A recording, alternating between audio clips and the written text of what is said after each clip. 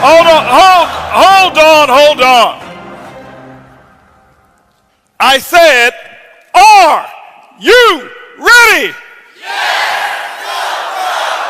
That's a little bit better.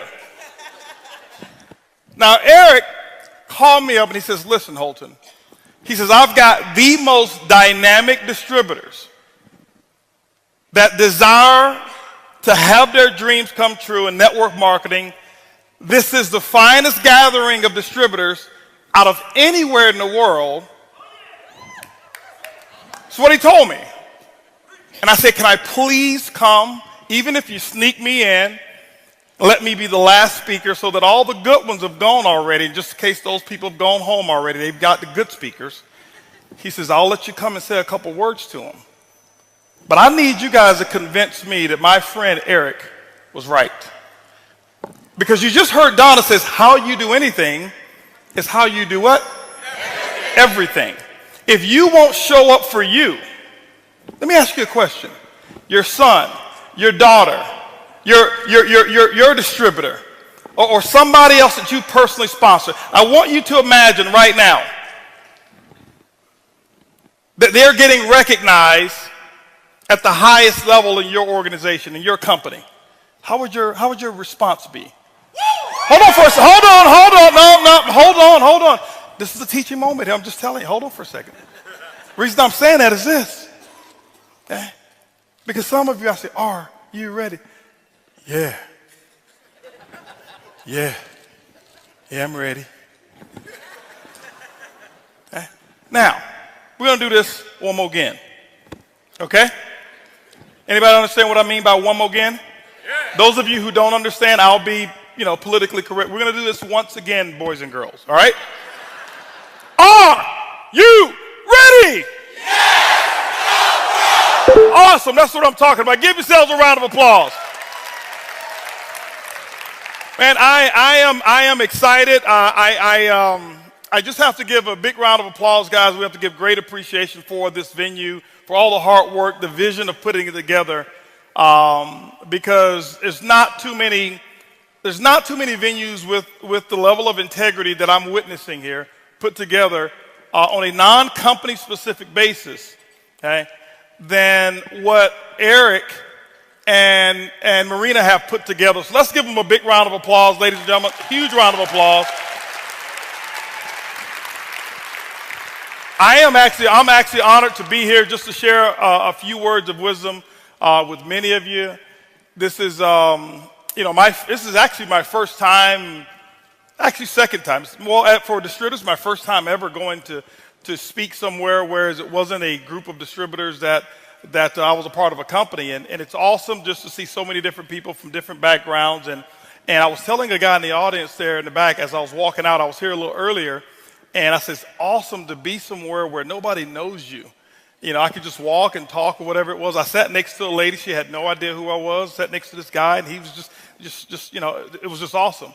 And so I'm grateful to be here, and hopefully something that I say today will enlighten you in some form or fashion. I'm not here to really teach you how to build a business. I think you've got probably some of the greatest teachers from the companies that Eric told me that's represented here. You have the best of the best when it comes to teaching the industry of network marketing.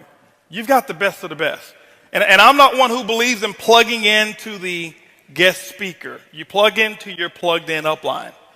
So what we're here to do this weekend, and all the speakers who've been here this weekend, I'm sure have shared what they've actually done, and something that's either inspired them or something that they've done that has actually helped them to get to where they are. And what my goal is to do the exact same thing and just to share some things with you. For those of you who know me, I never know what I'm going to say when I get on stage. I don't speak from PowerPoints. I don't have notes ever. I planned that I was going to write my speech for this event about 2 weeks ago, and I did. Where's my notes? I left my notes. Anyway, it was about 4 words that I put on a sheet of paper. It happens like that all the time, and it's the truth. I don't plan what I'm going to say. I normally just get a good feel from the audience and just share what's on my heart and share what's going on. That's how I've always been in this industry, and that's what I've done. And I'm excited for what's going on. I think the industry now is really doing some incredible things. I think 2014 for all of you can be your year if you choose for it to be. It's not going to be just because you attended this weekend. It's going to be because you selected yourself. It's going to be because you made a decision for 2014 to be your particular year. Now, I got stopped on the way to the restroom there. Somebody was asking me about my income and stuff like that. I heard this rumor. I saw something on the internet.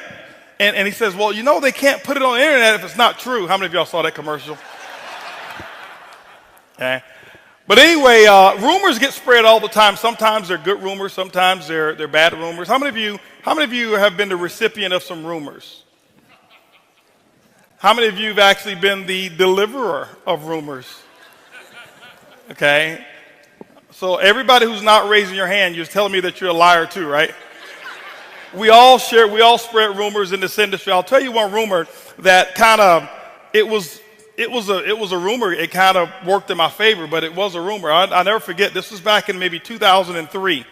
2003, I was working in this industry, and I was obviously very excited again. I had been in the industry at that time, 2003, 13 years. I had just started. You know, I've been making money in this industry now 3 years. 3 years I have been making money in this industry, and I'll share with you a little bit of my story. You know, it took me a little while. You know, most people look and say, right, man, you're overnight success. I am. It took me actually somewhere about 18 years to be overnight success, okay? And, but 2003, I never forget what happened is 2005, I happened to be one of those lucky ones who was chosen to be written up in the magazine because of some results that I had, because of my status with a particular company. And the magazine was called Millionaire Magazine, okay? How many of you would read a magazine called Millionaire Magazine? Specifically, if you're in network marketing, you would. So here it was. They have one article that they do per year, one per year that they call Billionaire, okay? So they've got all these articles, and I was just selected for the Billionaire edition. Not because I was better than everybody else in my company or not, I wasn't. It was just that when my article came up, it was the time for them to do the Billionaire edition. So here it was. I'm selected for Billionaire. My wife and I have this nice picture, and it says Millionaire Maker. I didn't choose the title or any of that. Now, what happened was this here. This was the time, I think, around the time Donald Trump was just about to start the show Apprentice. All right? And so there was kind of this debate as to who was going to go on the cover of the magazine, okay? Donald Trump or me, okay? And because I know he was starting his show and I didn't want him to be embarrassed by being somewhere in the middle, I said, Donald, go ahead and take the cover, no problem whatsoever, and he did. He took the cover. So here he is. He's on the cover of this magazine, Billionaire Magazine. They've got Donald Trump on the cover, and somewhere back in there, they've got Holton and Buggs in there, and here's how rumors get started. I'll never forget, I had a lady in my organization. She was a very good friend of mine, and she asked me about would I get on a conference call and talk to a group of hers that was in the Bahamas. I said, sure, I'll do it. So I get on the phone. I said, Kim, yeah, no problem. I'll get on the phone. And I'll never forget, she had maybe about 15 distributors on the phone call. Now, I'm on the phone call talking to them, excited. They're excited and everything.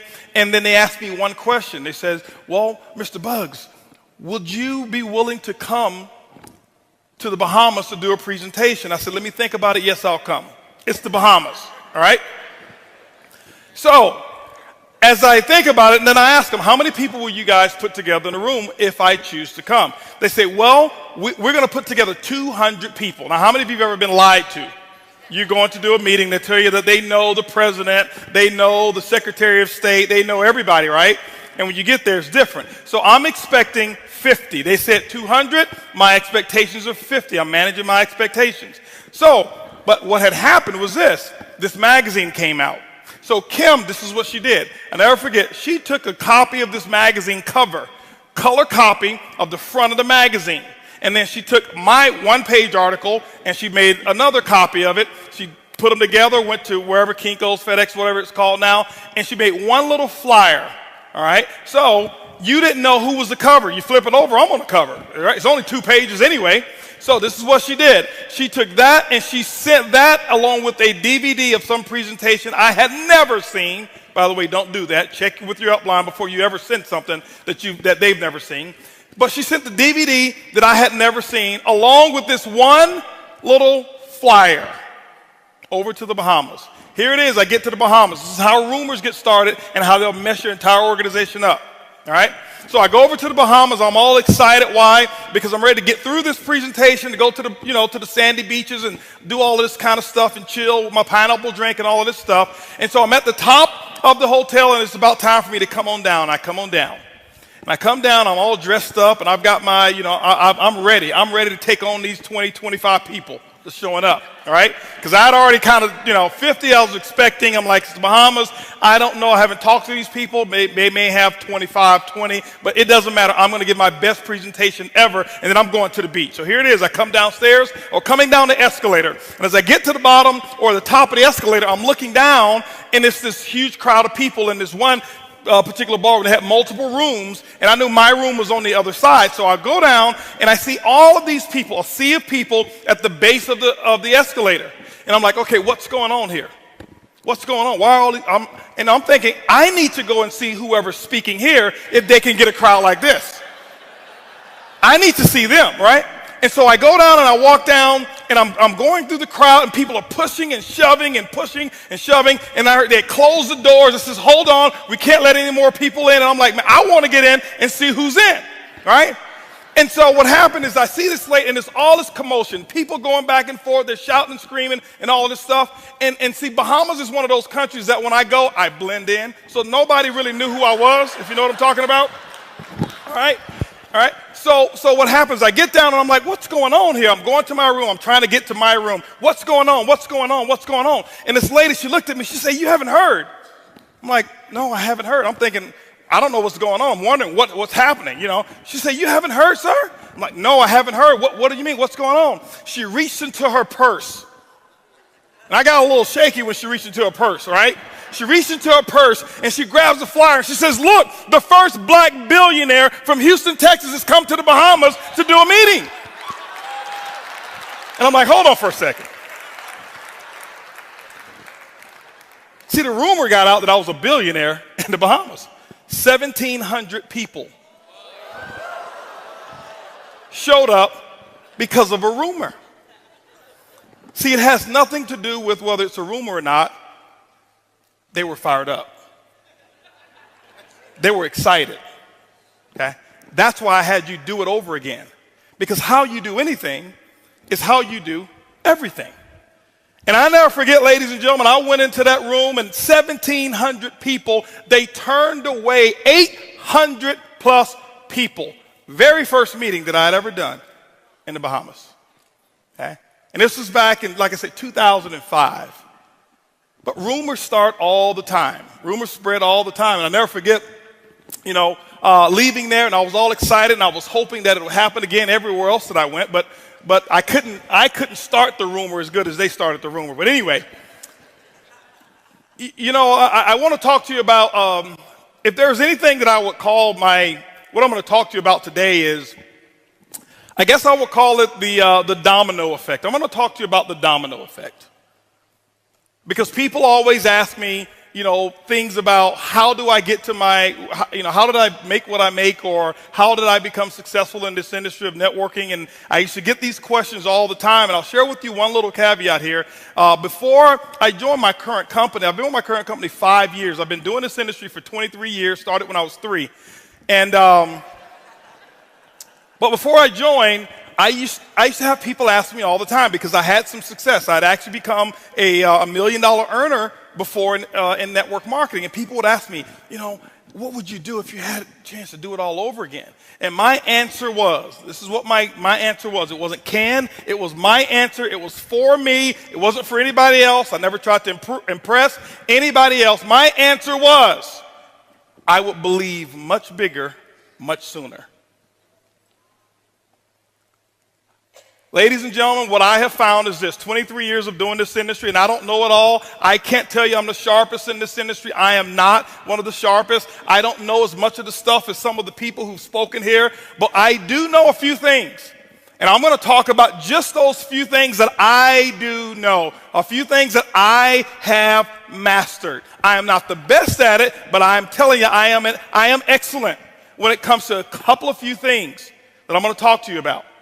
But I said I would believe much bigger, much sooner. Why? Many of you right now, some of you here, and before I even go, I want to know, can I tell you the truth? Okay, Eric, do I have permission to tell them the truth? Okay, now, because some of you have squandered a fortune already. Because some of you are waiting until you get to $10,000 a month before you believe. You've already missed millions. I said I would believe much bigger, much sooner. And I would say it over and over and over again. People would always, and they would want to go, they would ask me another question. Well, could you tell me the real answer? I would believe much bigger, much sooner. Okay? And that's what, because I knew that's what I was missing. I knew that's what I was missing because, see, before in network marketing, when I joined, I was 18 years of age when I actually got started in this industry. My first 7 years, I never made more than $500 in any one month. There was 3 separate months that I made $500. But I spent $1,500 on some products. I wasn't so good at math. $1,500, $500 check, every 3 months. Now, back then, I had to pay my group out of that $500.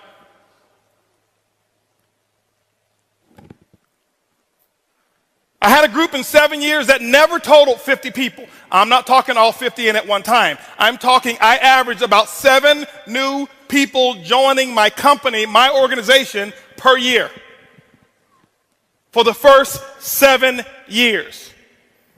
And I never knew that I was failing. I never felt like, like I was losing. I maintain excitement. I never have missed an event that I qualified to attend in 23 years. Outside of tonight, I'm actually missing my company's Christmas party. Okay? 23 years. I have never missed an event because I stayed engaged. But what happened was I realized why I wasn't making any money. It wasn't the company. It wasn't that I needed to do another company. It wasn't any of that I needed a new upline. I realized much later that issue was me. I realized that issue was it was a product of things that I had seen, product of things that I had heard, product of things that I had actually witnessed. See, I realized that I had been messed up.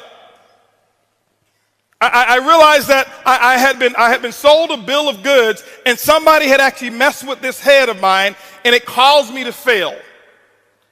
Okay? And I'll never forget, as a matter of fact, I had a mentor, and I recommend you get a mentor. I had a mentor when I was pretty young, and this is the person, this is why I say you've got to be careful who you listen to. You've got to be very careful who you listen to. But my mentor messed me up. I had to change. I had no idea because they told me a bunch of lies. And I'm listening and I'm following and I'm thinking that they really, really know what they're talking about. And I'm going down one path and I'm getting results that I don't want. But I was plugged into this mentor. As a matter of fact, 5 years ago when I first joined my company, I called up every single person that was in my telephone. This is the first time. Remember, it's 18 years now. 5 years ago was 18 years that I've been in the industry. This was the very first time I had called every single name that I could actually get a hold of. If your name was in my phone book, I called it. And this is the other thing that I did. If your name was in my phone book and I didn't call it, I deleted your number. This is why. I'm going to give you another one, guys. Because I didn't want to carry around negative relationships of people that I didn't want, so I deleted their number. If your number didn't exist, it was in my phone, and I didn't want you in my business, delete. Because remember, this is what happened. I now have a chance. Remember, the advice that I would give to everybody else, I would think much bigger, much faster. I said this for years and years and years and years and years, and here I am 5 years ago in a transition state. Guess what? I now need to follow my own advice. I must think much bigger right now. I've got to think much bigger before I even sign the application. And I did. I made sure I got 2 years of mental experience before I put my name on the application. And I did that process in 11 days. 11 days of me pre-launch and pre-thinking and doing all of the stuff. 2 years of experience, 2 years of planning. I had planned out my future before I even signed the application, because I said, I'm going to think much bigger, much faster. I'm going to do some things that I'd never done before.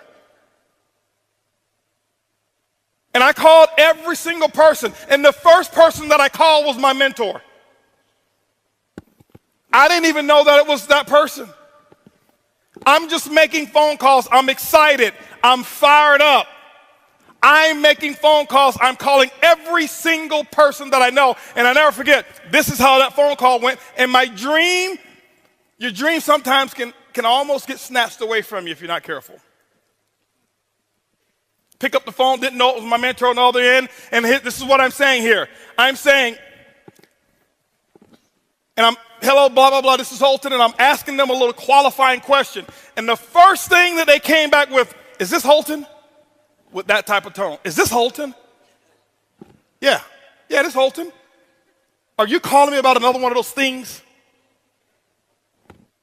Yeah, I'm just trying to talk. I've got a new, listen, I don't want to hear about your new nothing. You've called me several times about these things. I've lost money in the first one. I lost money in the second one. The third one was illegal. This one's probably illegal. You're probably going to go to jail. You're going to lose all your friends and family and all of that kind of stuff. Matter of fact, don't call me no more about your MLM because I really don't even like you. And I'm like, Mom, I just want you to just try. I just want you to be a customer.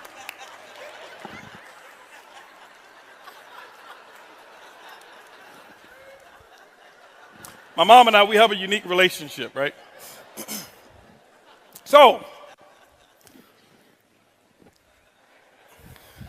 but anyway, she messed me up. That was my mentor. That's the person who told me a bunch of lies. That's the person who got my head all screwed up because of what we call the politically correct way of doing certain things. That was the person who told me a structured way of living so that I can get an expected result that she had never had. My mom loves me. She loves me dearly. We have an incredible relationship. So I don't want you to think, man, he hates his mom. No, I love her. I just speak the truth. I tell it like it is.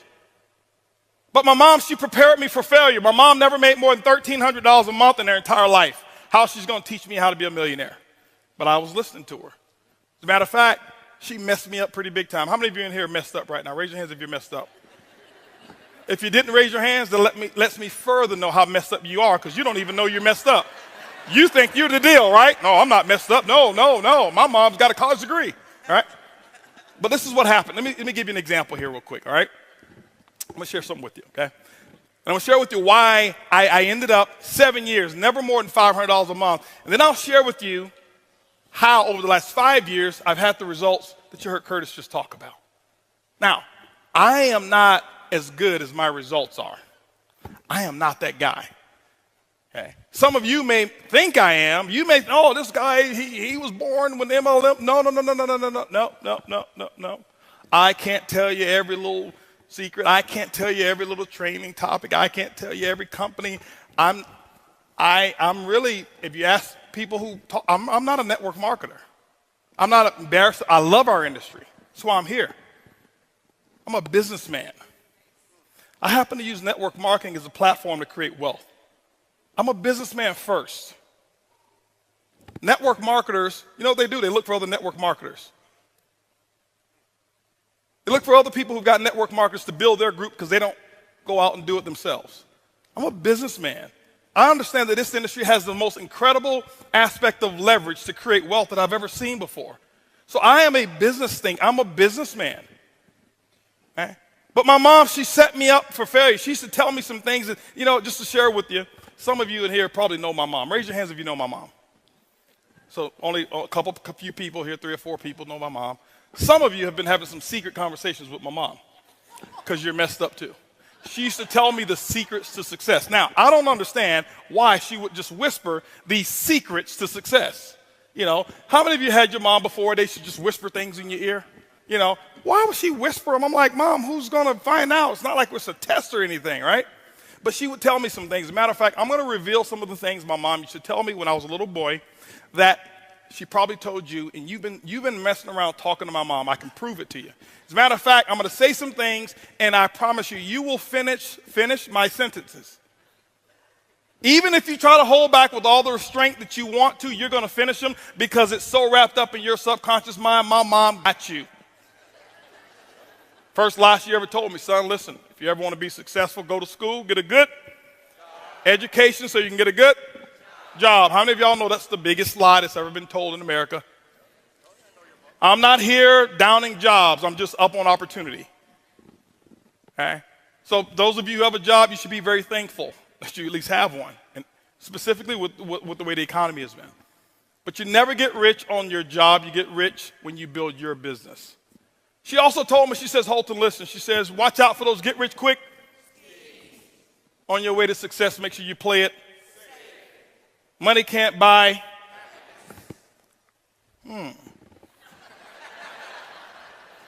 Y'all just don't know where to shop.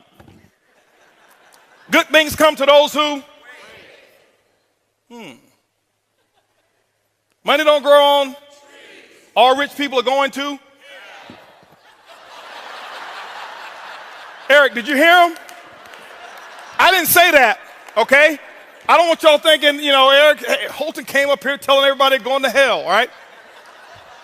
See, y'all been hanging out with my mom.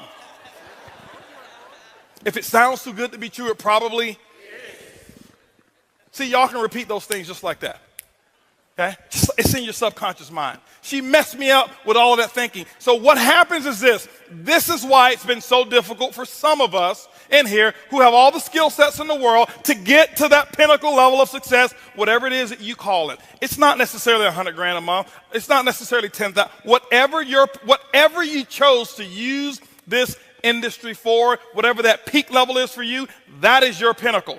Don't measure it by your neighbors. Don't measure it by your uplines. Don't measure it by mine. That's the biggest issue. Most people in this industry, we compete with people we shouldn't compete with. We compare ourselves to other people, and when you do that, what you're going to do is you're only going to compete against their advantages, and you're going to look at your disadvantages. It will never be equal. But you've got to start to understand what you want out of this industry. My mom, when she gave me all of that stuff, she messed me up. And this is what happened, how you got messed up. When somebody looks you in the face, those of you who are first-time networkers or second-time or third-timers, and when we talk to you about being able to earn a 6-figure income in a certain period of time, what happens is my mom's voice goes into your mind. Oh, that must be one of those schemes. He's talking about getting rich quick. Because it's right there in your mind. I had a lady in California, I was doing a presentation, and she stood up, she says, sir, are you talking about one of them get-rich-quick schemes? I said, ma'am, I sure hope it is. You ever try getting rich slow?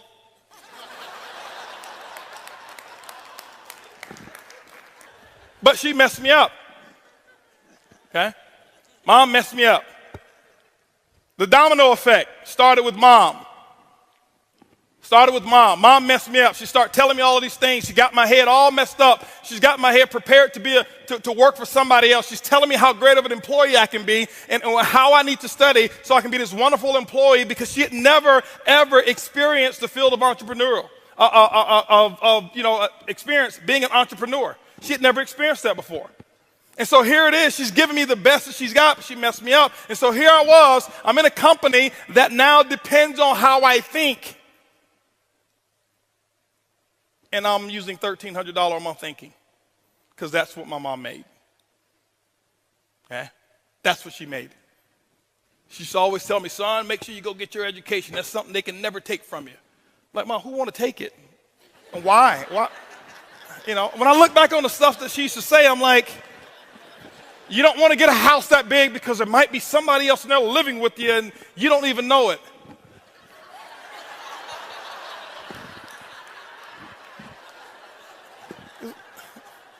What are you talking about?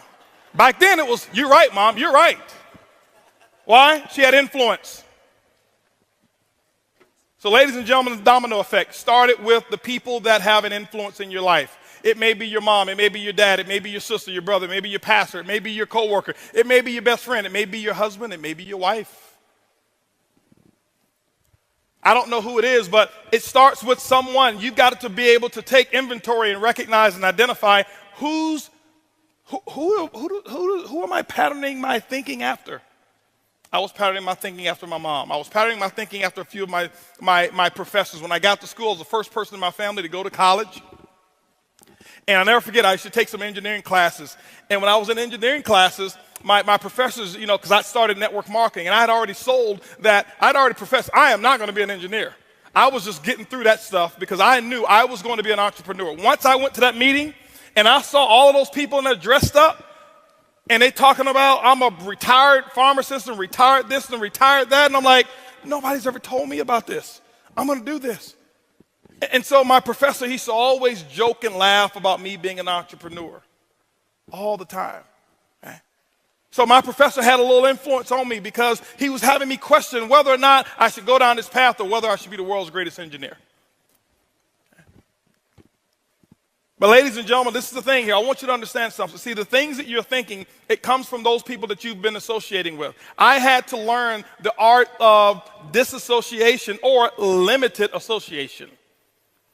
This is what I had to learn. I had to start with my family as well. Thank you, Craig. I appreciate that. I had to start with some of my family members. I didn't understand this my first 7 years. I thought that I could stay who I was and that the universe was going to allow income and increases to come to me even though I was not willing to change. I've now learned the art or learned the principles that govern the building of wealth, and it's very simple. And I don't want to profess that just getting involved, you're going to become an overnight millionaire. No. That doesn't happen like that. Doesn't happen that way. Yeah, you can start making money pretty fast in this industry. The technology today, and you should expect to make money fast. Faster. Okay? Faster. Don't think fast money is bad money. And don't think slow money is always good money. Okay? I read a book called Speed Wealth by T. Harv Eker. He says, whatever it is that you're doing, if it takes you longer than 2 to 5 years to earn $1 million a year, you're doing it the wrong way. It changed my entire life because I started reading from other people now because here I was, here's my thinking. It should take me 7, 8, 9, 10, 15 years so that I can make full-time income. Why? 7 years, never made more than $500 a month because my thought process, my upline, the people that were my sponsors and my sponsors' sponsors, all of them were in that, were what I call those average thinkers. I was in an environment where losing was accepted as winning. I'm not putting them down, I'm just speaking the truth today. To them, it was just, now, here it was. I'm in a company. I'm seeing other people in this company get involved. After I had been in 2, 3, 4 years, and they're retiring, I can't even pay my gas bill with my commissions.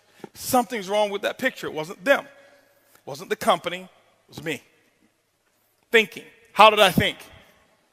So, ladies and gentlemen, your thought process, you're going to have to change your thought process.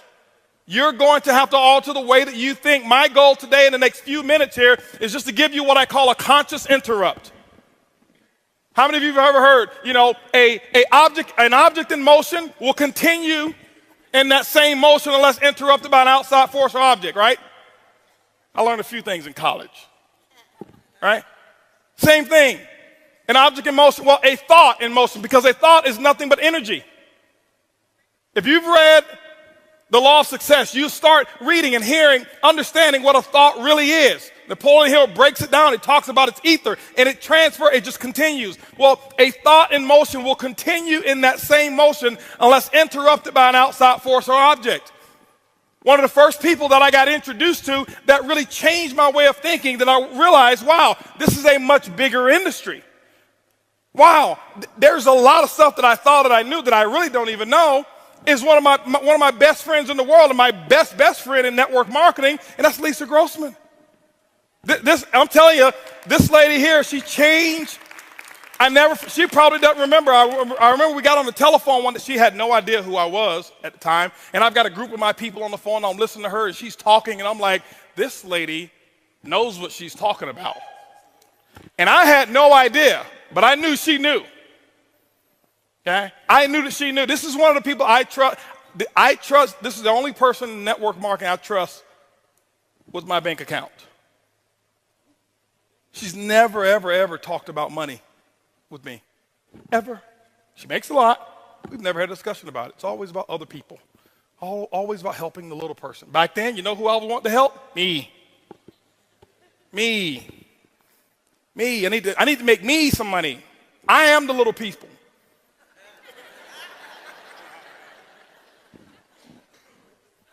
And so I start listening to her. I start reading T. Harv Eker's book, and then I got introduced to some other books. Now, while I was in that other company for 7 years, I tell people it's my greatest experience because I never talk bad about it, because I learned from the best of the best.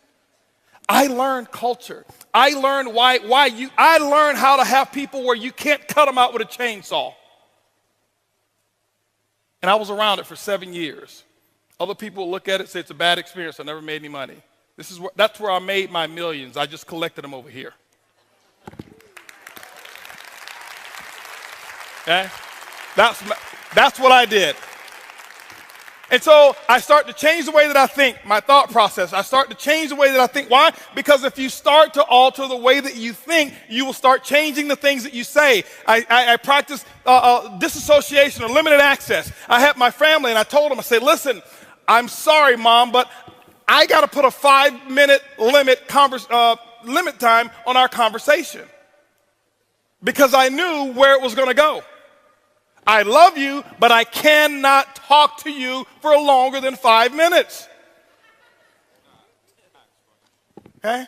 Because I was not going to allow anybody to come between me and my dreams.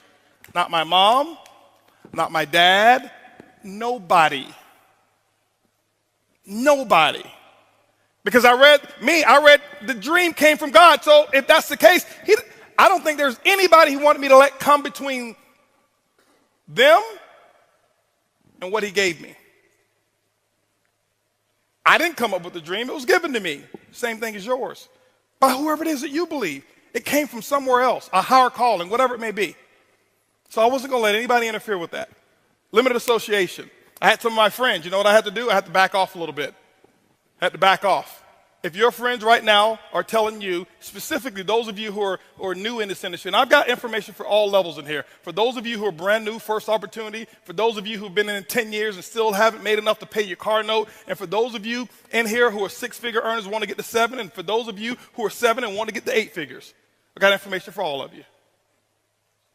But for those of you who are brand new, if your friends are not telling you, oh, you think you're somebody now. Who are you think you are talking all that positive stuff? Man, I don't want to hang around you. All you're doing is talking that positive stuff. If that's not happening, you're not about to make any money. I've got a philosophy. I observe the masses and I do the opposite.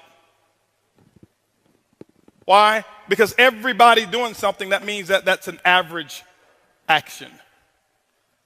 I had to learn how to remove average from my actions, from my vocabulary. Now remember, I'm saying all of this stuff. I'm not better than you. I want you to understand where I started. I started with not even being able to make $500 a month, 7 years. Okay? But I had to practice limited association. Now, I don't say it for applause. I appreciate that, but I don't say it for applause. I say it because I want to give to you, because I wanted people to give to me so bad. I want to talk about being able to receive as well, and being able to receive information and the level of hunger that you've got to have so that you can really manage your own expectations to determine whether or not what it is that you really want is what you really want. Because some of you say things to impress the person who's sitting next to you, and that's not what you want, and you'll never go out and do what I'm talking about to get it if you're saying what you're saying to impress somebody else. The book Start With Why, it's very important. Most people, when we talk about let's get to some other stuff. Show me how. How is only 5%. 5%. I took everything that I knew, all the strategies, all of the technique. And you can ask somebody, I took all the technique, ladies and gentlemen. When I started my new opportunity, I threw every one of them out of the window. Because I knew technique wasn't what I needed to teach first. Why? I had to identify with it. Limited association, I had to change that. I had to start listening to some different people. And this is what was going on. While those 7 years that I was not making money, I was getting myself prepared. I was so glad, just like I heard Brian McMillan up here. First time I've ever seen him. We've talked for years. Never seen him before until I saw him on stage here. But we've talked for years, but I heard him say his first 6 companies, you know what, he didn't quit either. That's why he's where he is. That's why he makes the money he makes. He didn't quit. I didn't quit. Those 7 years, you know what I did? I learned the importance of books. I learned the importance of tapes. And I can tell you what I did. People say, well, you must be lucky. You got in first? Oh, you had a group of people to transfer over. That's what it was. Don't think so. As a matter of fact, this is what I did. I didn't want them. Held a conference call. 2 of them are sitting in here right now. Held a conference call with them, and 16 of them, I had 32 frontline, and 16 of them were still active. I held a conference call, told all of them, stay where you are. Please, you're probably better off where you are. Where I am going is going to be the biggest thing I've ever done in my life, and I can't have negativity along with me while I accomplish it. Yeah. Stay. And guess what? They listened to me. They stayed where they were and didn't follow. Great. Until they start hearing. But limited association. But I learned the art of listening to tapes, and I learned the art of reading books, and I start getting into books, and I'm a slow reader. I don't like to read. I do it anyway, but I'm a very slow reader. I sit there, and I'm one of those ADD. I sit there, and I'm thinking about, you know, who's on my list, and it's 30 minutes later, and I'm still on the same page. And I used to get frustrated because I see all of these speed readers. Oh yeah, I read 3 books this week, and I'm like,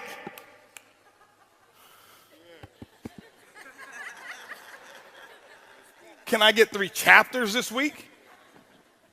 But I did read, and I listened, and then this is what I did, ladies and gentlemen. When I start reading and I start listening, and I start reading the right books, and then I don't read books today. I read chapters.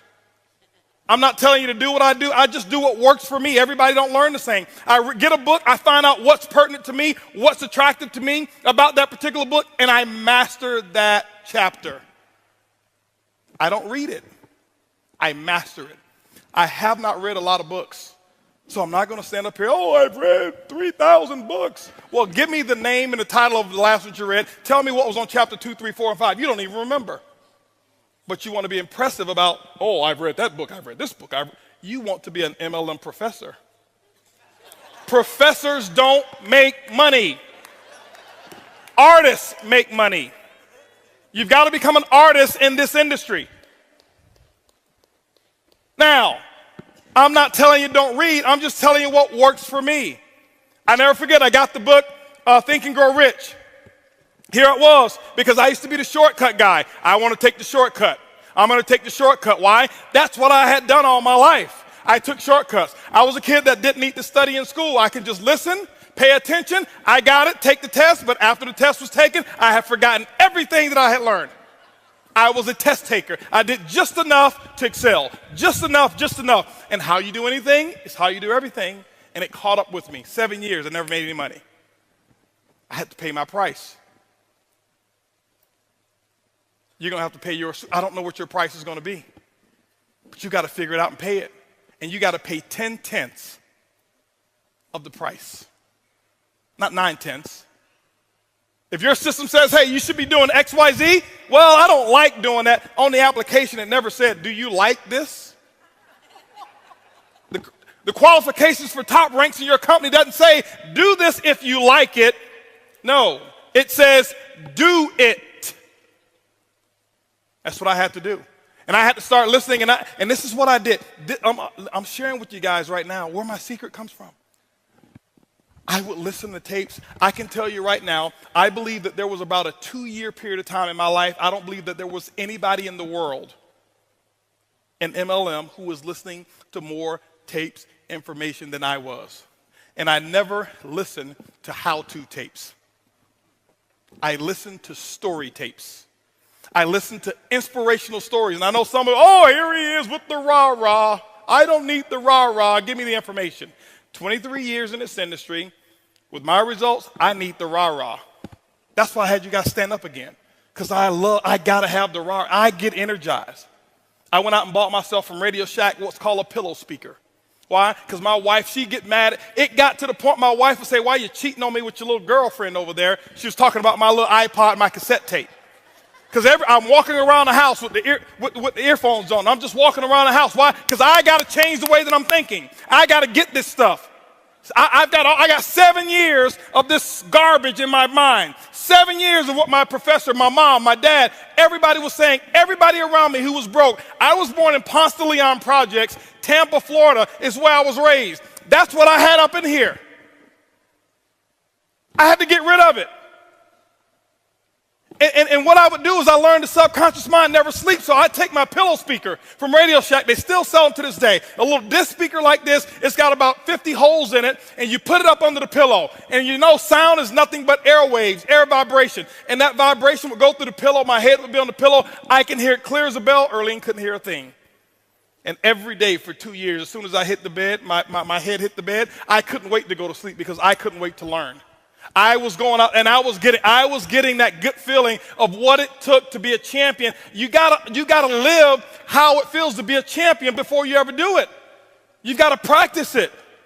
You're not just gonna wake up one day and they say, oh, I'm a 6-figure earner, and I've never even thought of what it was gonna be like to be one. It doesn't happen that way. This is a profession. You've gotta look at it as a profession. That's what I did. I had a philosophy. If I was sitting, I was reading. If I was driving, I was listening. I became fanatical about learning and hearing the stories of other champions in this industry. One story that really inspired me, and I'll tell you why I even chose the company I chose today, was, I don't know if he's here. I met him one time. He has no idea how he changed my entire life. A gentleman by the name of Jeff Roberti.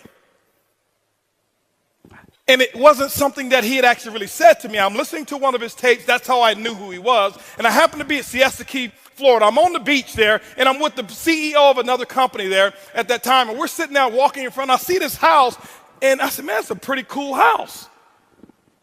He said, yeah, that's Jeff Roberti's house. I said, I know that guy. I listened to one of his tapes before. And it was a tape that somebody else, that Jeff had spoken somewhere, and they recorded it, whatever it was, and I had this tape, and I listened to that tape. And I listened over and over and over and over and over and over and over and over and over again. I still do it to this day.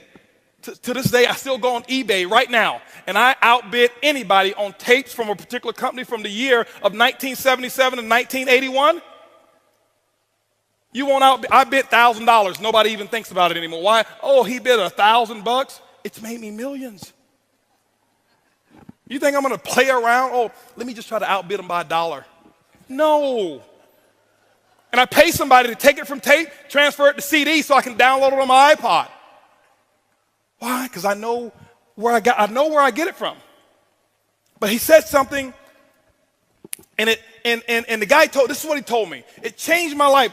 I'm telling you, I know for a fact there's certain people who've come into my life that's made a major impact. Most of them don't even know me. My first 2 mentors in this industry, I've never shaken their hands. Ever. They have no idea I exist. But I know everything about their entire family. If I walked up to them and tell them all the things that I knew, they think I was stalking them.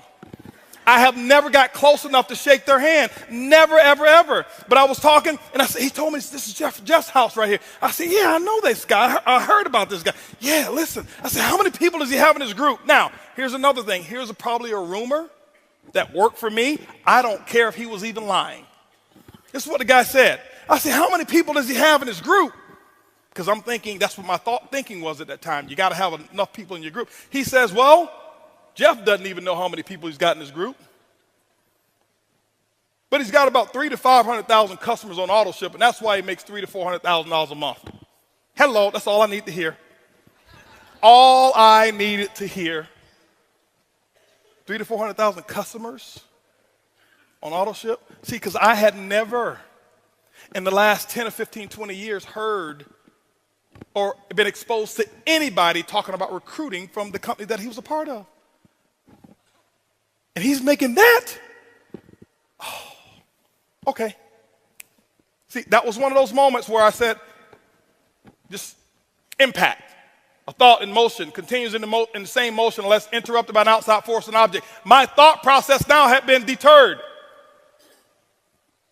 And I start listening and reading more books and reading more tapes, listening to more tapes and reading. Why? Because I had to change my thinking. And once you change your thinking, the domino effect from your thinking is that you'll now change the things that you start saying. I can listen to somebody for 5 minutes and I can tell whether or not you will be a long-term six-figure earner. Anybody can do it for a year or two. Anybody. That's simple. Oh, I made 6 figures. Did you? How long are you going to keep it? How long is it going to stay? I can get enough people to jump in any opportunity, make 100 grand. How long is it going to stay? See, when I heard his story, he had been doing it for a while. There were people making more money than him, but his was long term. Met him one time. He still probably don't even know who I am. Met him, shook his hand in Dallas, Texas, told him thank you for what you, he had no idea what I was talking about. Thank you for doing what you've done. You have no idea how you've impacted my life. But the domino effect is what you think will determine what you say, and you will start speaking like a winner. I had to learn the difference between winning speaking and speaking from a position of lack. I had to have an abundance mentality and start thinking and start saying the things that I wanted versus saying the things that I believed. Or saying the things that I had. Coming to the meeting this week? Well, I'm going to try. No, you're not going to win this year. I can tell right now. Man, why don't people show up for my meetings when I invite? Nope, you aren't there yet. Well, I invited 10, but only 8 showed up. You have no idea how you're succeeding, but you're not going to make it. Not right now. Not forever, just not right now. Right? Oh, well, you know what? Yeah, you know what? That company over there, our company is better, and this is why you should join mine, because that company, I can tell you all the negative things about that company. You're not going to win long term. Ever. Because you're going to attract people who are just like you. You cannot win. That's one philosophy I have that I teach in our culture. Never, ever say another negative thing about another company or another distributor. I don't care what they've done. I don't care what's happened. I see some people and it turns my stomach when a company's having issues and they get excited and they start going after that company's distributor. It turns my stomach. That's the reflection that you want our industry to have. Oh, they're weak, so you're going to go and attack? That's what you're going to do? No. I promise you guys, it doesn't come that way. I've tried that before. I'm not here to call the kettle black. I'm telling you the dumb, stupid things that I used to do until I learned. I wanted See, there's a difference between short-term pleasure and long-term happiness. I wanted happiness. I've had short-term pleasure. I've gotten involved in companies and my first time ever making money in this industry, 90 days after I was in one company, I was at 20 grand a week. Wow, right? Lasted for 4 months. There's no wow now, is it? No. I wanted to do this one time. I wanted the dream that this industry offers. So you can't go out there talking bad about everybody else and stuff like that. And oh, look at him. This is what he did, and this is what. No, you be strong enough for who you are. I'm telling you this, guys, because it's up to you guys in this room to campaign this. And if you want to, you can actually change the image of our industry if you wanted to. You can do it. I'm telling you. You can. Okay? And so I started changing the things that I was saying, and I start saying stuff now that sounded foreign to everybody else. My mom used to call me, or friends used to call me, hey, Holton, how's it going? It's incredible. Hold on, where'd you get that from? Because, you see, you call folks in my family, how you doing? Fair to middling. If I had your hand, I'd cut mine off. I'm doing all right. Yeah. That used to be me. Why? Because that's who I was around. Those were influential people in my life, so I did what they did. Okay? Holton, you going to be at the meeting? Absolutely. I've already bought my ticket. I became an affirmative person. I start speaking the things that I want to speak. And then I bought another book. It's called What to Say When You Talk to Yourself, Dr. Shad Hemstetler. I bought the book. I downloaded the tape. I studied it. Didn't read the whole book. Because it will take me probably 4 years. I didn't have that type of time. So I got it, and I got what I needed to do, and I start writing my affirmations. I start writing them in first person, present tense, with emotion, and I start telling myself how much a winner I was. And I never forget, I used to be in my little 1993 Eagle Talon. It was two-tone, green and rust, real rust. Now, here I was in my Eagle Talon, and I'm listening to Dr. Shad Hemstetler, and what I had done is I recorded me talking to me. It's weird at first. I'm telling myself a pack of lies. I'm telling myself I'm awesome. I'm telling myself I'm $1 million a month earner. I'm telling myself all of these stuff. That was a bunch of pack of lies. And I'm sitting there at the car, and I never forget, here I am. I'm in this car. People thought I was crazy because I'm sitting there, and I'm just talking with emotion. I'm just talking, and I'm just talking. And there was no cell phones to my ear, no earpiece. I'm just talking. And they look at me.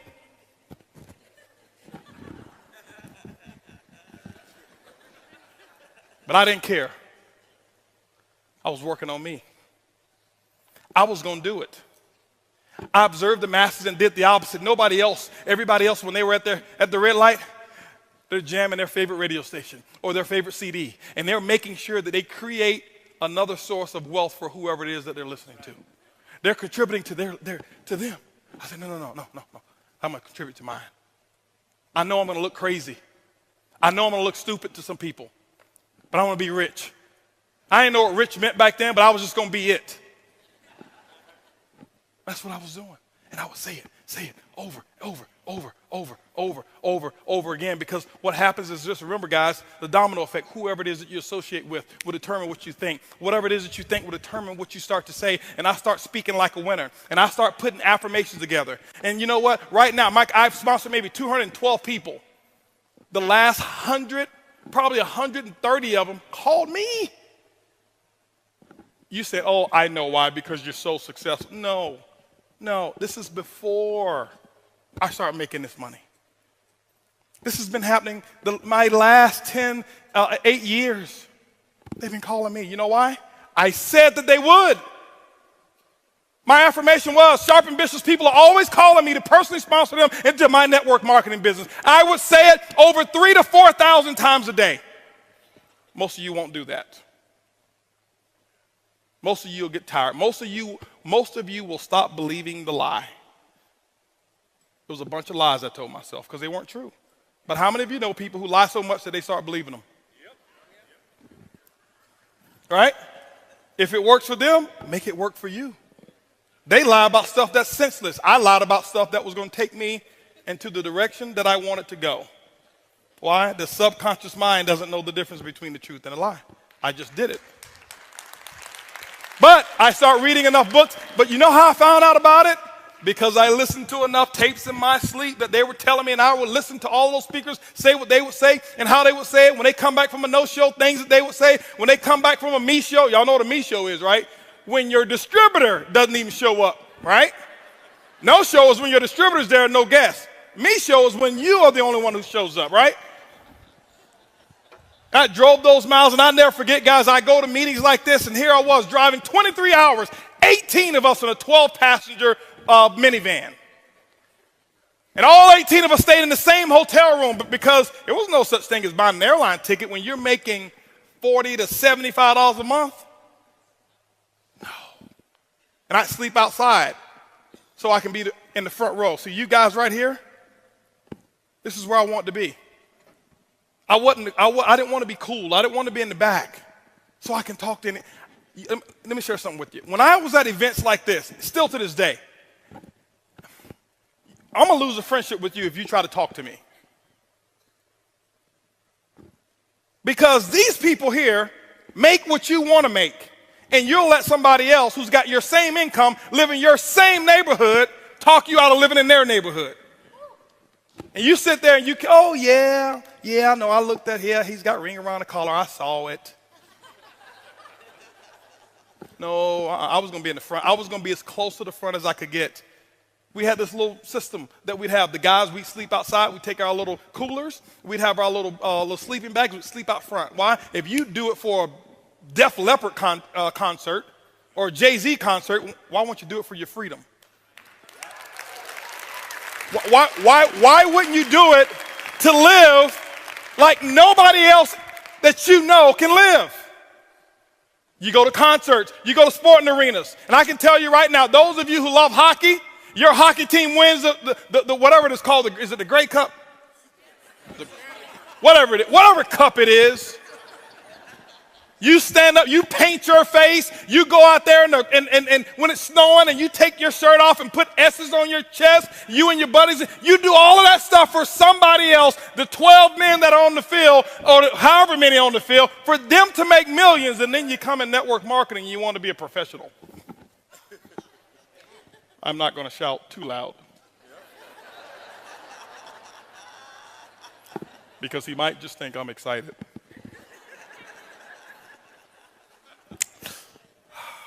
I observed the masters and I did the opposite.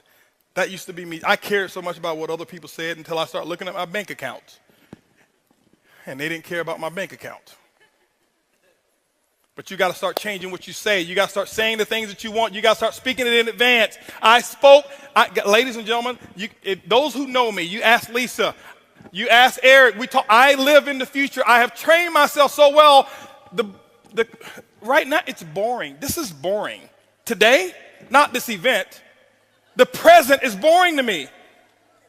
I never live in the present anymore. It took me years to do it. I always live in the future. You can do the same thing. Remember, $500 a month, 7 years. Not more than 50 people in 7 years in my group. Changed my thought process. Changed the people I was around. It dominoed effect and changed my thought. Changed my thought process. I start saying some different things. I know I've got to be wrapping it up. They didn't have a time thing on me. I'm probably well over. No, you're not. Okay. All right. No problem. Now, but I want to be respectful. I want to be respectful for Eric. Okay. Wow. So I changed that stuff, and I start seeing small differences, not in my income. It didn't change. Income is not a measure of success. It's not. Or it's not the ultimate measure of success. It is one of those little check marks. You gotta be making some money now. I ain't getting this for friends. I'm good on friends. Okay? I need to make some money. You need to make some money too. And don't be embarrassed about wanting to make money. Y'all say I can be real. It really just turns me something. Why'd you get in? I just want to help people. Now, hold on, because I got a lot of helpers out here who really want to help people. And I'm not putting them down, but I just want to help people. Well, when's the last time you shared your product? Well, and you want to help people? How'd you get in? Well, I got a foundation that I want to support. How many people have you called on your list?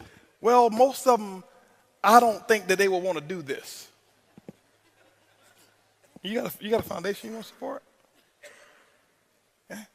No, you got to change that. Stop allowing people to make you feel guilty about wanting to get rich. Trust me, I've been on both sides. I highly recommend the rich side. It comes highly recommended. I'm just letting you know, all right? I'm just telling you. It's okay. All right? But you got to change that stuff. You've got to become a walking, talking promotion machine to you.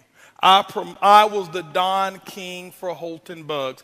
I promoted me I was so awesome to me in my mind, I never told anybody else how awesome I was. Because they don't believe you anyway. I still to this day don't. Because to me, I got a few friends that I love getting back around. We call ourselves the Wolf Pack. It's 5 of us. These are my high school buddies. They never went out, made a lot of money. It was negative to me or whatever, but we get together maybe 2 times a year, limited association, 2 times a year, okay? You know why I love getting around them? Because I'm not Mr. Buggs to them. I'm Mr. Buggs to most people in my group, and I am, the MLM guru to a lot of folk. That's not who I am. I'm me. That's just who I am. And you've got to figure out who it is who do you want to be? See, when you get free, that's when you can become who you want to become. I never was me until I got free. When somebody else was signing my paycheck, I couldn't do what I wanted to do. I couldn't wake up the time I wanted to wake up. I couldn't go to bed when I wanted to go to bed. I couldn't vacate when I wanted to vacate. By the way, rich people don't take vacations. They just live their life in a different part of the world when they choose to. Because what are you vacating from? We ain't vacating from nothing, right? Some people, it gets on them when I say rich and stuff like that. I speak a lot so I can really get under some people's skin. Why? Because that's going to provoke you to start thinking. But rich to me is not about money. You know, my wife has never seen our back office, ever. Ever. She has no idea how much money we make. She just knows how much taxes we pay. $4.5 million in taxes last year.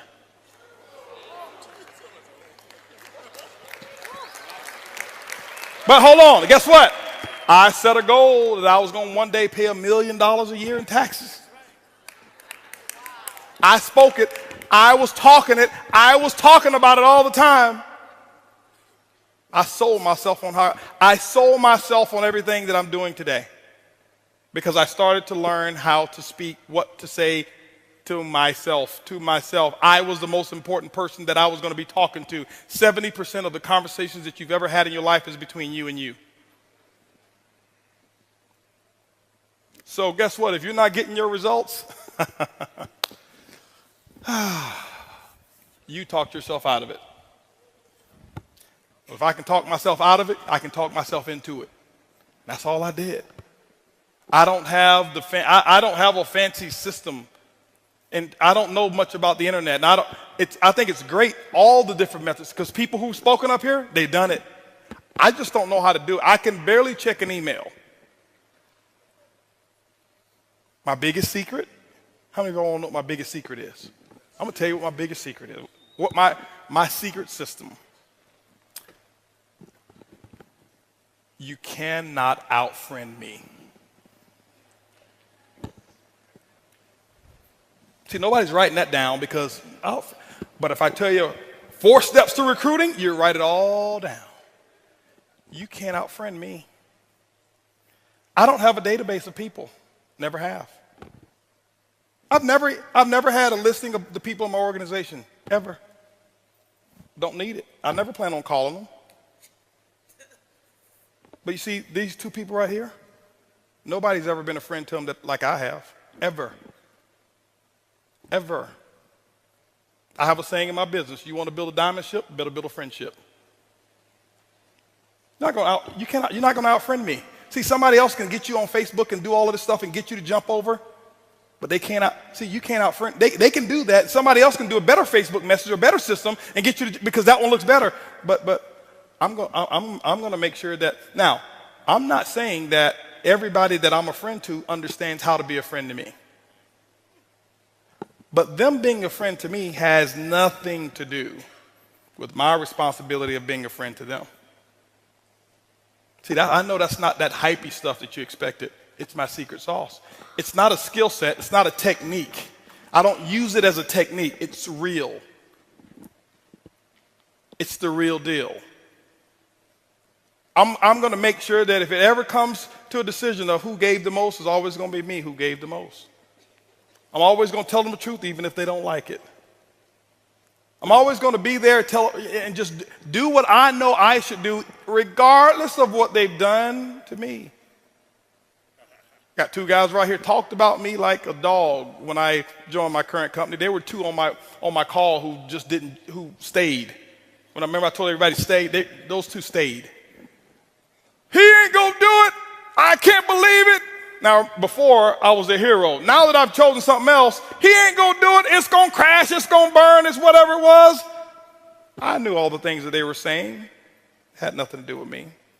As soon as my phone rang, he called me up. He says, "Hey, man, we need to talk. Let's talk." And I've been a friend to him ever since. I learned that in that company I never made any money in. I got one of my best friends in this business. He was making about $500 a month when he joined my company. Right, $500 a month.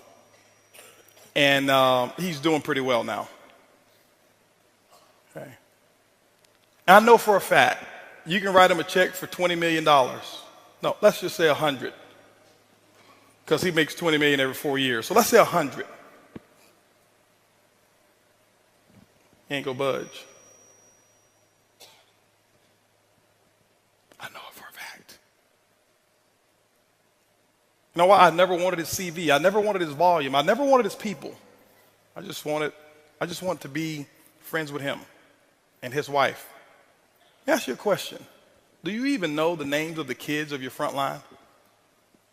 Or you know their ID number and how to get into their back office to check their volume? I'm telling you right now how to build a dynasty. I'm telling you right now how to keep something strong. Hey, come on over here. Let me introduce you to my downline. I hope I'm not stepping on toes, but don't say that. Who wants to be the downline?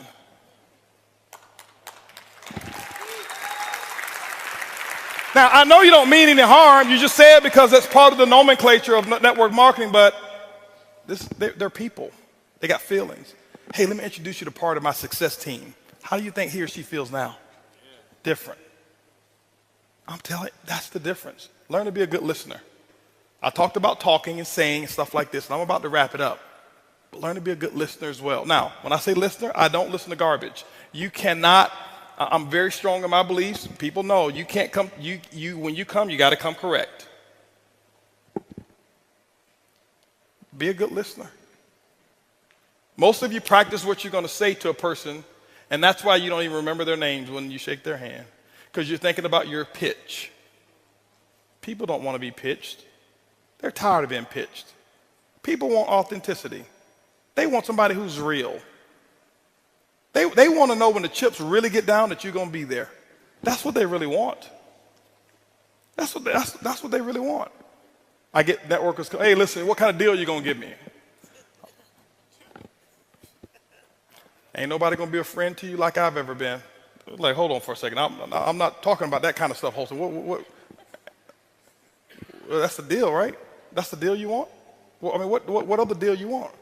That's the deal that I'm going to make with you. I'm going to be there. I'm going to do what I say I'm going to do. I'm telling you guys, it's a small thing. It's not these great promotional things that make people want to stay and be around you. You've got to learn how to be a friend to people. Okay? A true friend, not a friend for the volume. A true friend. I've got people who left my company before. You know what I do? I never talk bad about them. Because that's not a friend. Just because now they don't take your path, now they're not your friend. Oh, they were a convenience friend. As long as they're making money for you, they're your friend. But when they stop making money for you, they're your enemy. No, that's not a good philosophy.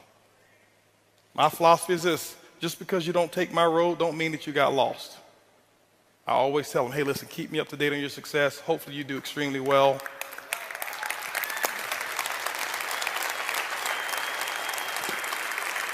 Yeah. It's the difference maker. But see, this is why, as Curtis mentioned to you, I started with non-networkers when I built my current company. Before, I was a networker guy. I started with people who don't understand the bad culture that I used to promote. I started with people with a blank canvas. And I taught them what we know. I saw another one of my guys over there. First-time networker. I'm not going to call his name. First-time networker. He used to be an engineer too. He's making $170-something thousand a month. 20 months ago, he was at 20 grand a month. First-time networker. He only knows the way I teach it now. So anybody else come with something different, it doesn't faze him because he's learned. He's so locked into his upline. They're so strongly. I'm telling you guys, this, if you want to make the real, this is what it is. Here. That's the truth. I spent too many years messing organizations up. I know. So don't think, oh, he's built it because he got lucky or he was the first one. There were 6,000 people in my current company before I joined. I wasn't first. But I developed a culture. Okay? I developed a culture. So learn what to say. Learn how to listen. When you develop what you say, your speech and the things that you say will domino effect into what you believe. It doesn't take faith to build network marketing any longer. It may take faith to build in your company if nobody's ever done it. How many of you know the definition of faith? I've heard many different definitions. The substance of things hoped for, evidence of things not seen, right? The belief that what I cannot see will happen. Those are definitions of faith. How many of you have ever seen $1 million earner in network marketing? Well, you have evidence, so you don't no longer need faith. Whoever did it first needed faith. All you need is belief. You don't need faith anymore. You just need belief. You got to believe that you can do it. And you start working on your belief. How do you work on your belief? All the things that I just said.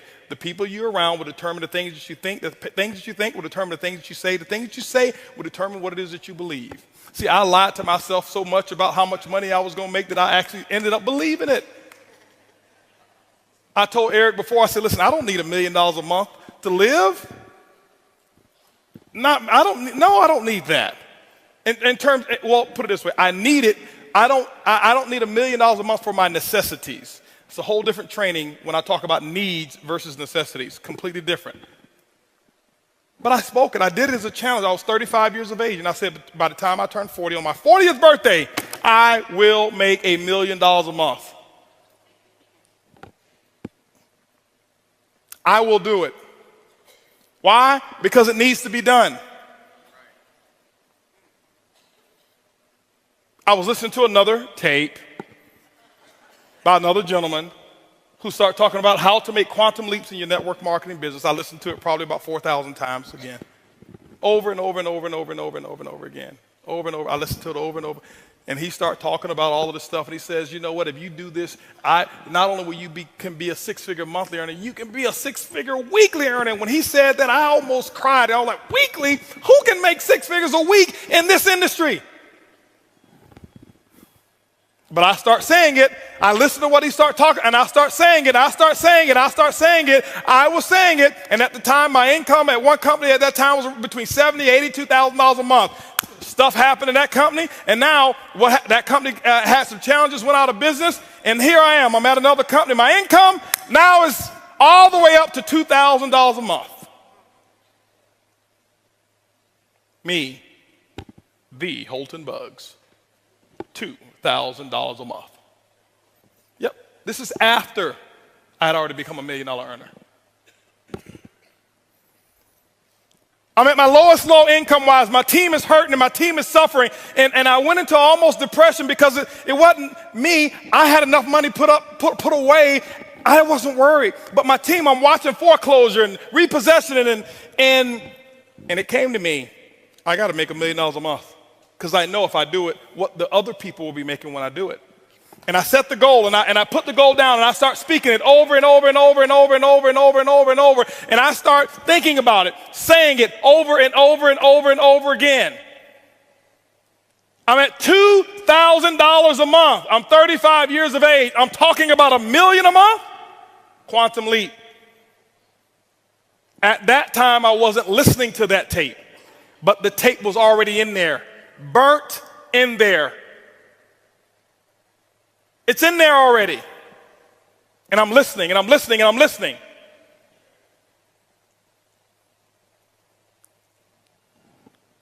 "35 years of age. My birthday is September 26th. My goal was to hit it by September. September come. Didn't hit it. Hit 975. Hold on. I'm not saying if, no, listen. I'm just telling, get the principle. Forget about the money. I'm only talking about the money so that you understand what I'm talking about. Honestly, I don't even care about the money anymore. I don't. I did before, okay? I don't anymore. So September come, I missed it. November came, I hit it. Then I went back and looked at the exact month that I set the goal.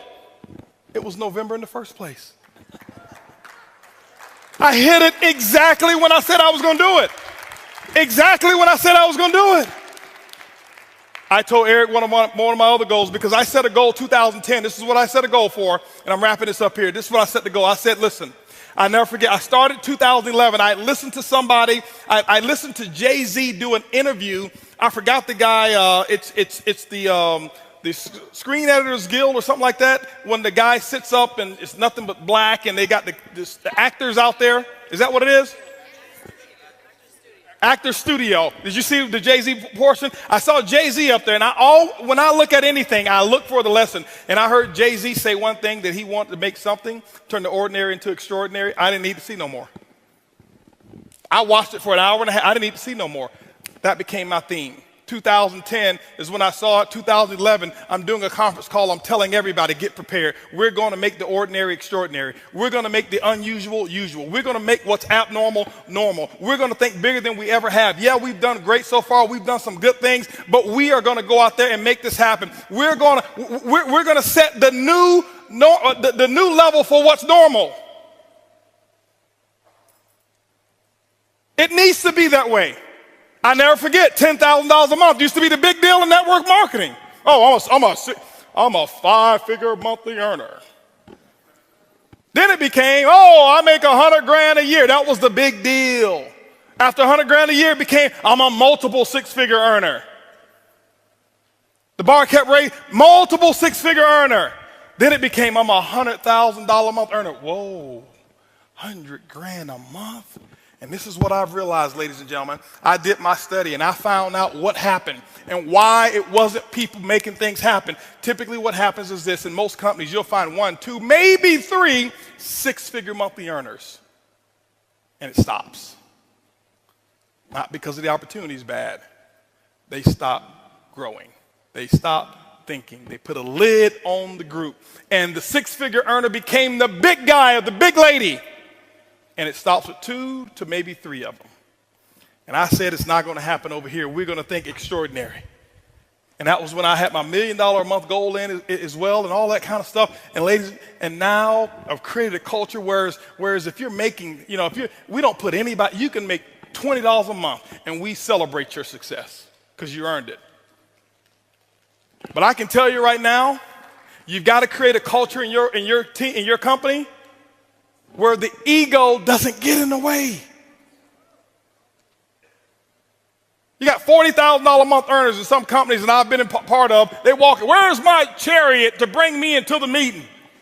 You know I don't walk in without 2 people over here throwing flowers at my feet. I made $40,000 last month.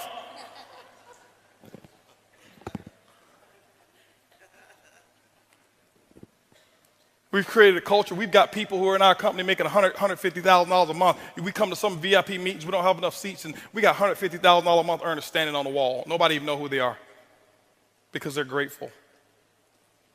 They're not big shots. I'm not a big shot. I go to meetings. Every meeting I go to visit, you know what I do when I first get there? I'm telling you what you have to do. If you want to be a champion, shake the hand of the people who are out there serving. Right when I shake everybody's hand, and you know what I do? Reach into my wallet, or my pocket, and I pay my $5 or whatever the meeting cost is.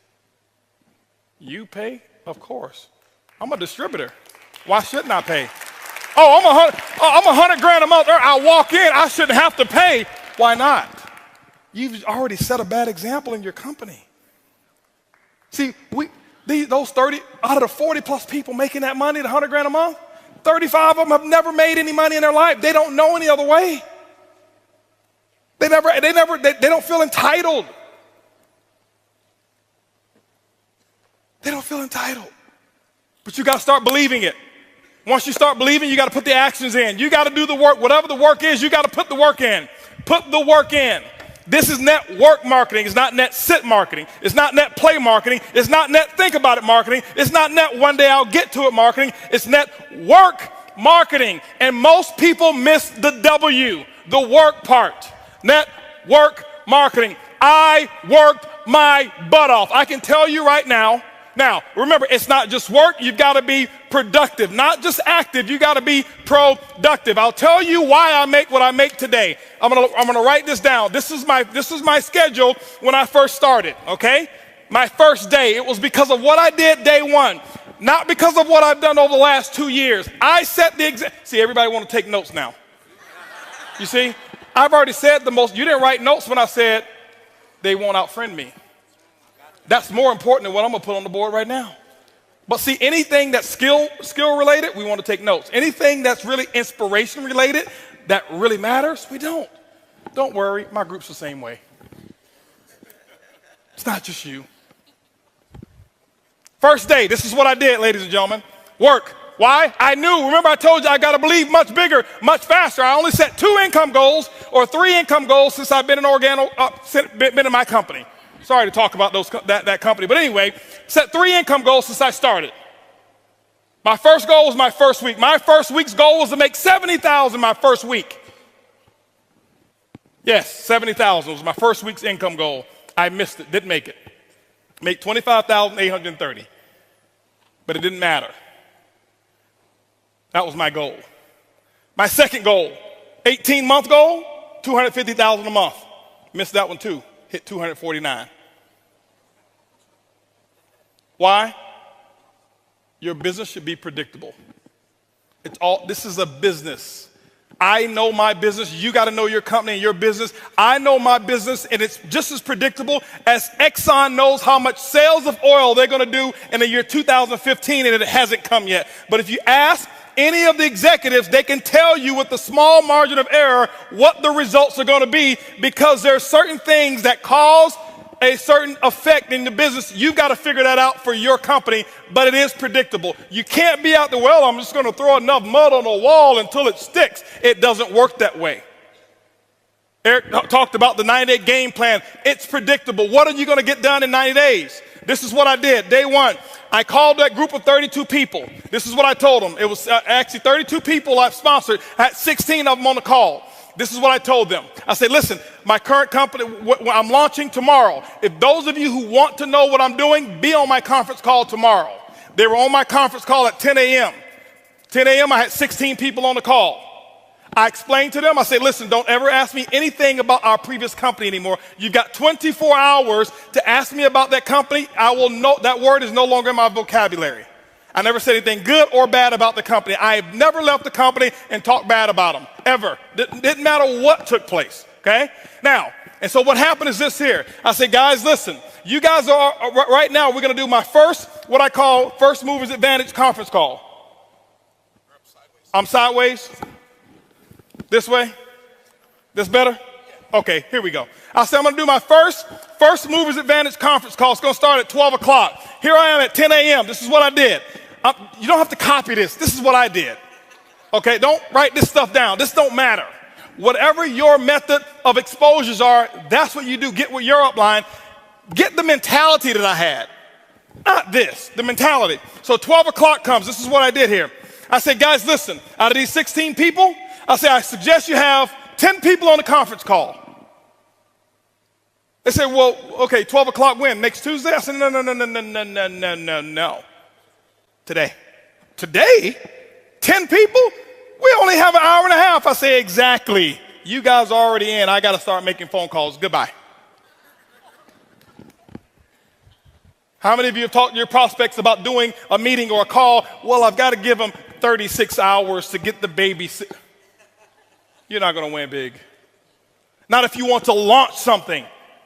Remember, professionals launch a business, amateurs join a business. I don't join anything. I am a launcher. I launch. Okay? When you look at Microsoft, did they launch Xbox or did they just announce it? They launched it. Sony, they launched this new PS4, whatever it is, however many millions pre-ordered and sold. They launched it.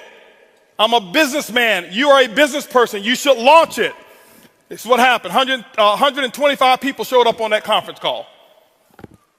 On that conference call, don't clap. It's not the number. It's the attitude. It's the mentality. My group before, they saw me give people 24, 36 hours to prepare for a stupid conference call. You're sitting at home. You don't need 3 days.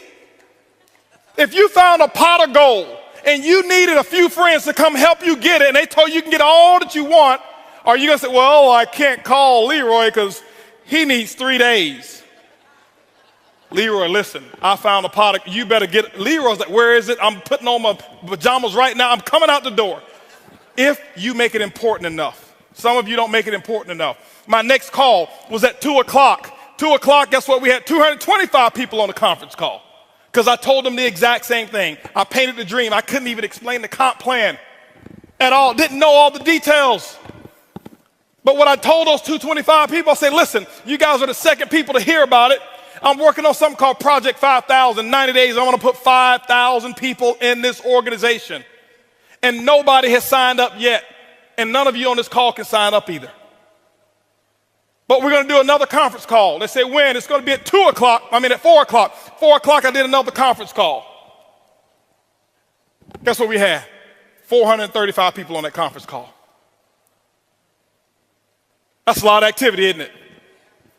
That was half my day. 6 o'clock. No more conference calls. Did my first home meeting at my house. I'll never forget, I had on a white t-shirt, shorts, flip-flops. Didn't even have time to get dressed. I lost 18 pounds. I thought it was because of our product. That's the testimony I was giving. It was really because I forgot to eat while I was launching. I was so fired up and excited. That's what was happening. 6 o'clock came. This is what I had. I had 25 people show up at my house and say, come on in. Told them about Project 5,000. And I'm sitting there spitting in all this stuff and telling them all about the stuff. Whiteboard, no PowerPoint. Didn't have PowerPoints for 6 months. No PowerPoints. I drew on a board, told them what my vision was, what we were about to accomplish, and that we're about to do the biggest project we've ever done in our lifetime. And if you want to get started, you can.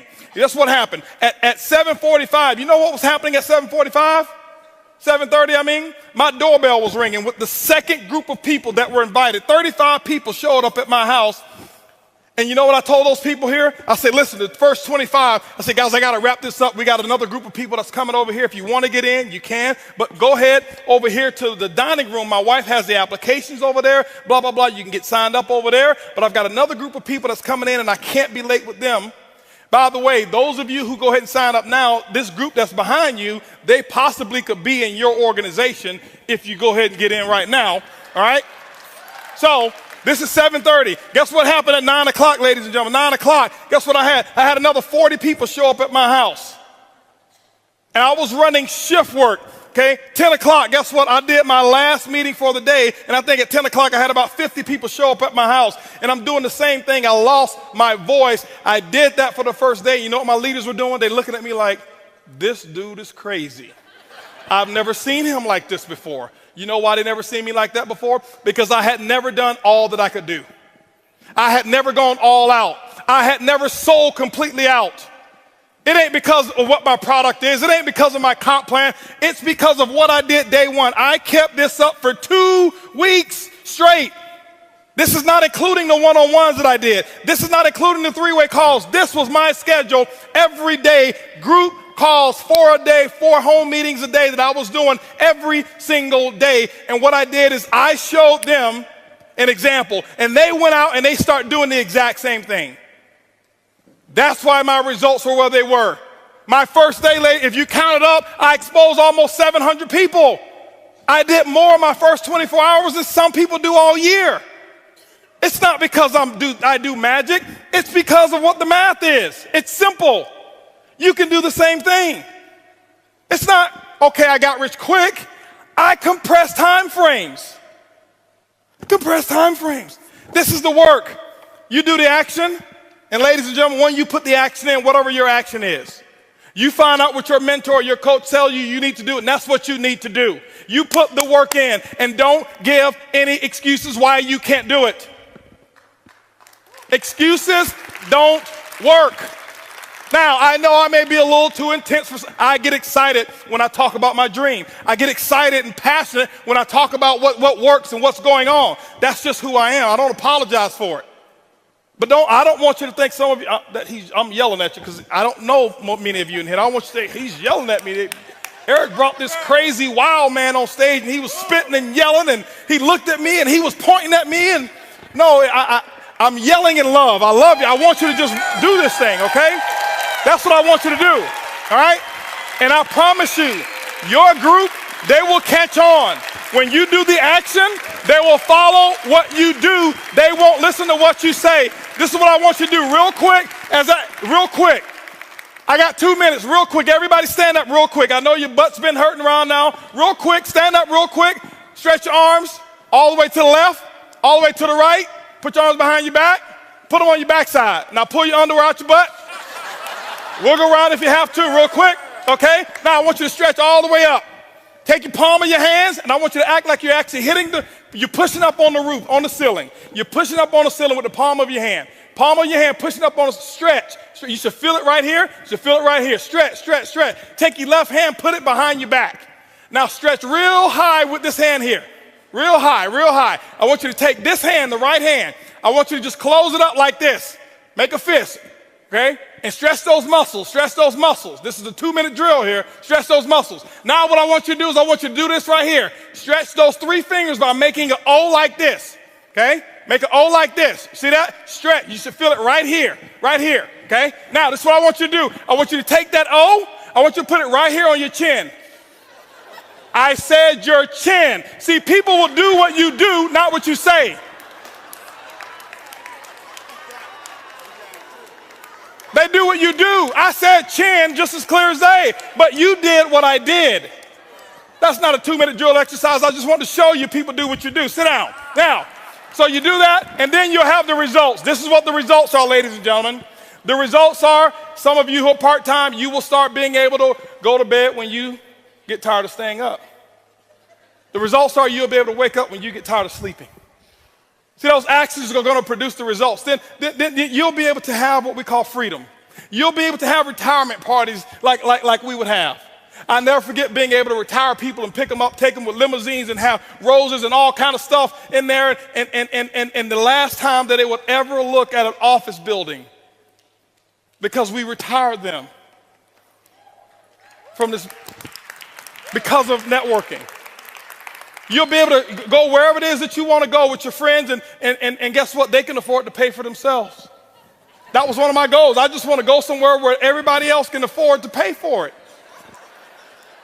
That's the results. Okay? The results is, I tell you, if you do this the right way and if you operate on the right principles, you will have a better marriage. Network marketing ruined my marriage. No, it's not true. It was already bad from the beginning. Network marketing exposed the problems that you didn't fix. But when you do what I'm talking about, your marriage will become solid. You'll become a better father. My son, he's equipped because of this industry. That's my biggest result, not my money. My son, 16 years old, he is a tiger. He is off the hook. I'm telling you. The boy's sharp. Sharp. Why? Because he's seen mommy and daddy go out and do what they're supposed to do. Work ethic like crazy. Dream is huge. He's ready for the world. 2 years ago, he set a goal to make $100,000 for the summer. He came up short. He only made $60 and donated all $60 to the victims who had actually got hurt in the hurricanes over there in Tennessee and Alabama. The boy's bad. He was 14 years old. He says, Dad, I want to make $100,000 this summer. Think much bigger, much faster. See, to him, that's normal. It's normal. He was asking me about one of my guys. He says, "Is Uncle Ed, how much money did Uncle Ed make?" I said, "He made almost $2 million. What is he waiting on? That's all he made?"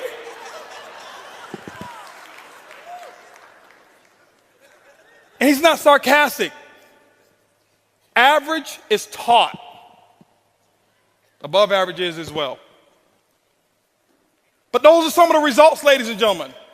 Some of the results are nothing phases you anymore. I lay down at night. My biggest result that I have, ladies, when I lay down at night, my wife and I, we lay down at night,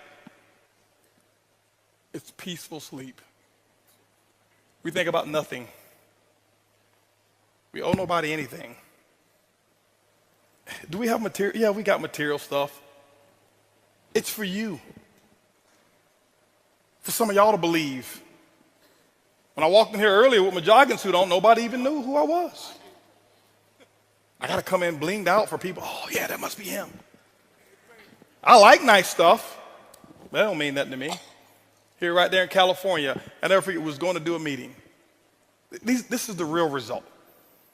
We're going to do a meeting. We bought a house in California for our Black Diamonds, okay? For people who want to come in and be able to just do a little whatever it is, nice stuff. We just say, let's do it. 11,000 square feet, 10 bedrooms, 9 bathrooms, no mortgage. It's off the hook. We just put $1 million in the backyard. Okay? That's the results. But we were leaving there to go do a meeting. Guess what happened? We were leaving. We knew we were going to be in a hotel. People were working at the house, so we took all of our jewelry, and we went to go do the meeting. Our hotel wasn't ready, so we went to the shopping mall, left bags in the car, forgot about it. We normally don't leave bags in the car, and guess what happened? Just so happened, our stuff was in the car, and somebody right in front of valet parking stole our stuff. My wife's ring, wedding ring. $370,000 wedding ring, gone. This watch I got on here, she's got one too. Both of them were gone. Gone. Almost $800,000 worth of stuff stolen. Let me tell you what the results are. Before, I would have had a syllogism. I would have closed them all up. Nobody gonna move until I get my stuff. But because what the results are, I said, honey, listen.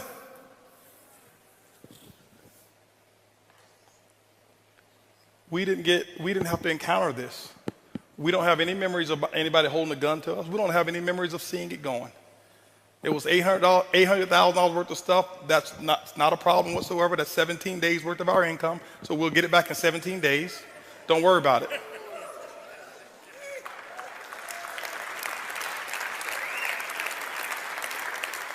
Because now the focus is on more important. Before, man, it's taking this jacket. There's gonna be some furniture moving around there. Those are the results. The results of being able to take that house and take my family, and I take about 30 people in my family, fly them up to for Christmas and stuff like that, and just spoil them. December is my month for me.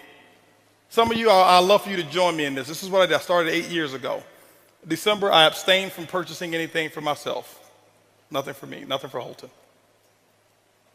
Completely abstain. Can't buy me anything. Nobody's forced me to do this. I just started doing it. And all I would do back then is I'd take $1,200 and I'd make sure I give 12 $100 tips to people who are expecting a $5 or a $10 tip. I go into like a Denny's, eat, have a little $15 meal, leave a $100 tip. Because I noticed the difference so little to me, how big of a difference it made to so many other people. I wouldn't stay around to shake their hand and talk to them because I didn't want to do it for recognition. I wanted to do it because I really wanted to make a small little difference. But it's grown now. I call it my 12 days of Christmas. December, my goal is to find opportunities and spoil people. I never look for the recognition for it. Next year, 2014, my wife and I are finding opportunities to give large sums of money away. Next year, we'll give away multiple seven figures that people won't even know about. But there's causes and there's people. And this is why we do it. Because it replenishes the joy. And you cannot put a price tag on joy. You can have all the money in the world and we make a nice bit of it. But I can tell you the biggest thing that we have is we're free. Not just because we don't owe anybody anything. We're free because our conscience is free. There's nobody can say Holton backstabbed him. There's nobody who can say Holton took this from him. No, guys, that's the result when you do it the right way. I love spoiling our parents. And with closing, I want to show you a video of a couple things that we did. You can do this now. But remember, I started with just $100 tips. $100 tips. $100 tips. Okay? $100 tips. This Christmas here, I'll probably tip somewhere around about $30,000. I started with 100. Okay? I started with 100. I don't do it so I can receive. I do it because I want to receive the joy. I don't want the monetary. No, it don't work that way. But I just go out there and watch what a difference it'll make in your life, the person you become, and the people that you start to attract. Thoughts determine, the domino effect is your speech. Your speech determines and domino affect your beliefs. Your beliefs domino affect your actions, and your actions domino affect your results. Let's roll this video here real quick as I end up. I always had a dream to buy my mom a house. She used to always tell me about this house, and she would visit it. And this house here, this was years ago. I went and bought this house for my mom. This was her dream house. She never knew. I wish I had the video for that one. It was the model house that she'd always go and visit. And one day I bought it, and I went and made a negotiation with the people. I bought that house and the lot next door, and I says, the only negotiation is this. I need to close today, and I need every piece of furniture the way she remembered it to stay in here. And it was just like this. And this is one of my results of being able to spoil my mom. And when she came there, she thought she was coming to visit the guest house again, and we had 75 people there, and said, no, this is yours. It's not the money. Some of you can do it right now, but I want you to see this here. This is my mother-in-law. We just did this in June. We just bought her her dream car. She had no idea what was going on, and see, you can't buy this. They're our biggest cheerleaders and supporters. Open your back door. Come on, here you go.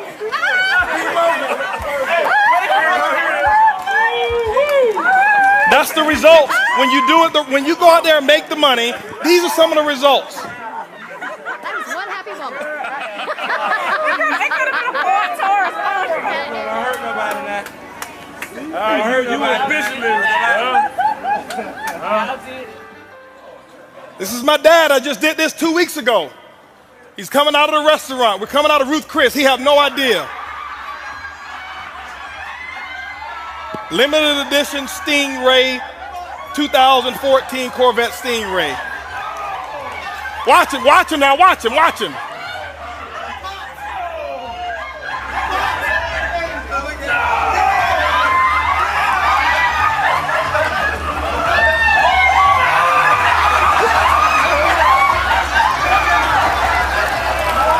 You can't buy that.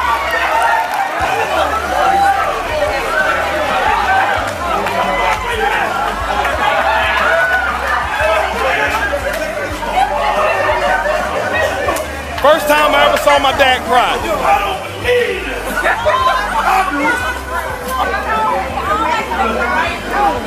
You know everything. Didn't know that. He still drives it with the thing in the window that says, "Happy birthday, Dad." Pops. Okay? Ladies and gentlemen, you go out there, make it happen. Those beliefs will determine actions. Those actions will give you the results. Eric, I want to thank you so much. Lisa, Curtis, thank you. I know I went over. Appreciate you guys. Go out there. Let's make it happen. Mr. Holton Buggs. Brother, I love you, man. That was awesome. That was absolutely good. Mr. Holton Buggs, give it up.